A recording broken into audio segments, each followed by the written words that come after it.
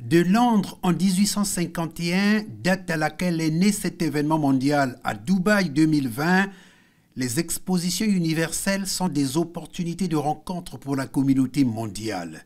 De véritables plateformes pour mettre en relation les entreprises, les investisseurs, les gouvernements et les partenaires internationaux. Venu représenter le président de la République à la célébration de la journée consacrée à la République du Congo à l'Expo Dubaï 2020 prévue ce vendredi, le Premier ministre a saisi cette occasion pour échanger avec le ministre dubaïote du Commerce international, Thani Al-Zioudi. Les entretiens entre les deux délégations congolaises et dubaïotes se sont déroulés au 40e étage de la tour Central Park.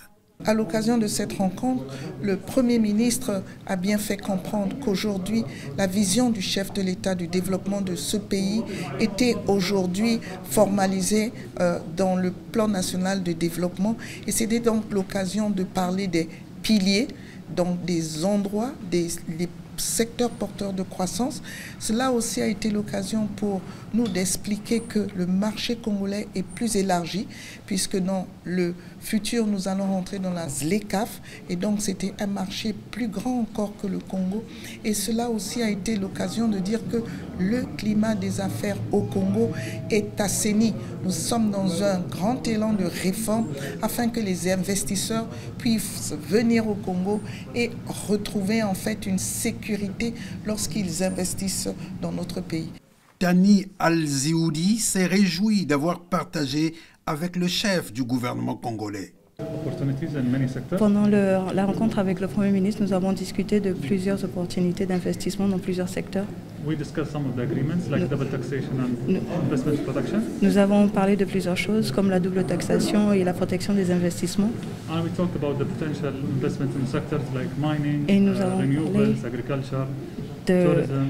avons parlé d'investissements dans plusieurs secteurs comme l'énergie renouvelable, le tourisme,